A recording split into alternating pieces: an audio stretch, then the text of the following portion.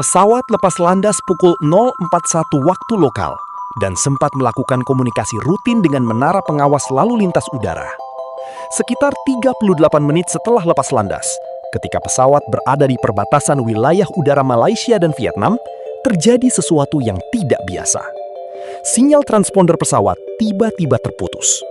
Transponder adalah perangkat yang mengirimkan informasi posisi, ketinggian, dan kecepatan pesawat ke radar darat. Tanpa transponder, pesawat menjadi seperti hantu di langit. Hanya bisa terdeteksi oleh radar militer dalam bentuk titik tanpa identitas. Komunikasi suara terakhir dari kokpit tercatat berbunyi "Good night Malaysian 370", disampaikan tepat sebelum pesawat memasuki wilayah udara Vietnam. Setelah itu, tidak ada lagi respons dari kokpit.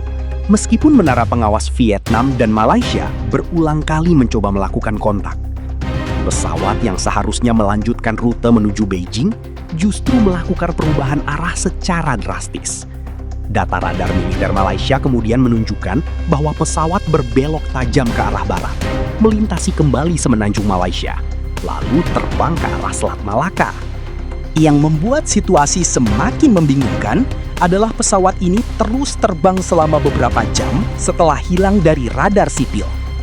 Hal ini diketahui berkat sistem komunikasi satelit yang dimiliki oleh perusahaan Inmarsat. Meskipun transponder dan sistem komunikasi utama pesawat sudah tidak aktif, perangkat keras di pesawat tetap mengirimkan sinyal otomatis berupa handshake ke satelit setiap 1 jam. Sinyal inilah yang menjadi kunci penyelidikan, karena menunjukkan bahwa pesawat masih terbang setidaknya selama 7 jam setelah kontak terakhir. Jauh melampaui kapasitas bahan bakar untuk kembali ke daratan. Berdasarkan analisis sudut sinyal satelit yang disebut Burst Frequency Offset, para penyelidik dari Inmarsat dan Badan Investigasi Inggris menyimpulkan bahwa pesawat kemungkinan terbang ke salah satu dari 2 jalur, yaitu koridor utara menuju Asia Tengah atau koridor selatan menuju Samudra Hindia bagian selatan. Karena tidak ada laporan radar dari negara-negara di koridor utara seperti India atau Tiongkok yang mendeteksi pesawat asing tanpa identitas, para ahli akhirnya lebih yakin bahwa MH370 terbang ke arah selatan menuju wilayah laut yang sangat terpencil dan jauh dari jalur pelayaran maupun penerbangan komersial. Operasi pencarian pun dimulai dan menjadi salah satu operasi pencarian terbesar dan termahal dalam sejarah penerbangan. Pada awalnya, pencarian difokuskan di Laut Cina Selatan sesuai dengan rute asli pesawat. Puluhan kapal dan pesawat dari berbagai negara dikirim untuk menyisir area tersebut. Namun, setelah data radar militer dan sinyal satelit dianalisis lebih lanjut, fokus pencarian bergeser secara drastis ke Samudra Hindia bagian selatan, ribuan kilometer dari lokasi pencarian awal. Australia kemudian mengambil peran utama dalam memimpin operasi pencarian di wilayah ini, bekerja sama dengan Malaysia dan Tiongkok.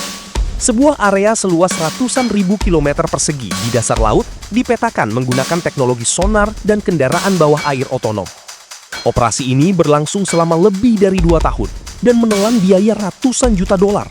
Namun hingga operasi resmi dihentikan pada tahun 2017, badan utama pesawat tidak pernah ditemukan.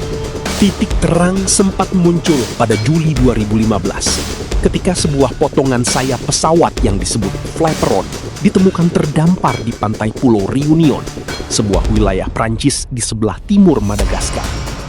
Setelah diperiksa, potongan ini dikonfirmasi berasal dari MH370. Penemuan ini menjadi bukti fisik pertama yang mengkonfirmasi bahwa pesawat memang jatuh di Samudra Hindia.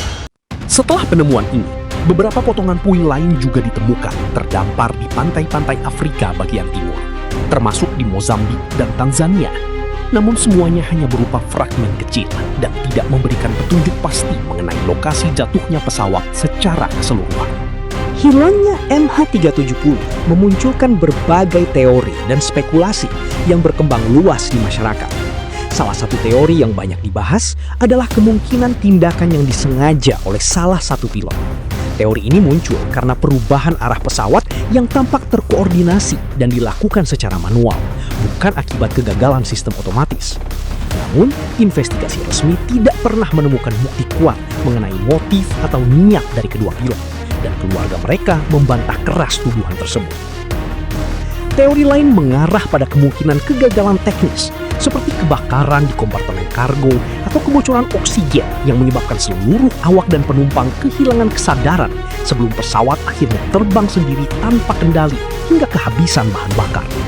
Skenario ini sering disebut sebagai ghost flight, di mana pesawat terbang dalam mode autopilot tanpa ada yang sadar di dalamnya, hingga akhirnya jatuh ke laut setelah mesin mati karena kehabisan bahan bakar. Ada pula teori yang lebih kontroversial, termasuk dugaan keterlibatan pihak luar atau bahkan spekulasi mengenai pembajakan jarak jauh melalui sistem elektronik pesawat.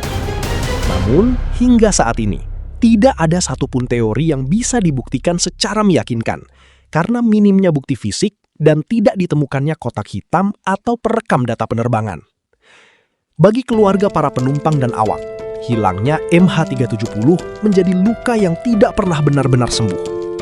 Tanpa adanya jenazah atau bukti pasti, banyak keluarga terjebak dalam ketidakpastian selama bertahun-tahun. Beberapa keluarga terus mendesak pemerintah Malaysia dan komunitas internasional untuk melanjutkan pencarian. Hingga kini, lebih dari 1 dekade sejak kejadian itu, MH370 tetap menjadi misteri penerbangan terbesar yang belum terpecahkan dalam sejarah modern. Tidak ada jawaban pasti mengenai apa yang sebenarnya terjadi di dalam kokpit malam itu. Kemana sebenarnya pesawat ini terbang, dan mengapa hingga kini badan pesawat raksasa seberat ratusan ton tidak pernah ditemukan di dasar lautan yang luas. Kisah MH370 mengingatkan kita bahwa di era teknologi yang begitu canggih sekalipun, masih ada misteri yang mampu mengalahkan seluruh kemampuan manusia untuk menemukan jawabannya.